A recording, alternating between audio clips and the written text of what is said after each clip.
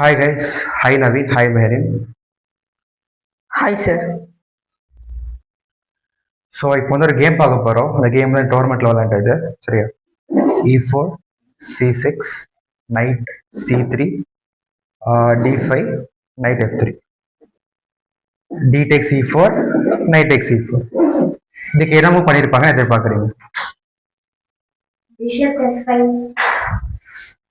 Bishop F5ங்கிறது main move, knight F6.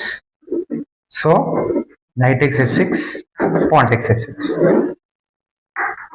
D4, C5, C3. So C into knight into bishop E6, bishop D3. So இதுக்கு என்ன விளையாண்டுருப்பாங்கன்னு எதிர்பார்க்குறீங்க? Bishop E7 sir. Bishop E7 நான் விளையாண்டுருக்கணும், ஆனால் A6 ஒரு blender பண்ணுறாங்க. Doubtful move, பிளண்டர்னு சொல்லக்கூடாது. So knight takes bishop, pawn takes bishop. So இதுக்கு வந்து நல்ல மூவ் இருக்கு, அது என்ன மூணு கண்டுபிடிங்க. Queen H5 sir. Queen H5, good. So queen H5, pawn ஒருத்தா என்ன உங்களுக்கு தெரியும், bishop into pawn, pawn into pawn, queen into pawn. Okay okay. So கிங்கை மூவ் பண்ணி தான் ஆகணும். ஸோ இந்த பொசிஷனை பொறுத்த வரைக்கும் உங்களோட மூவ் என்ன மூவ்?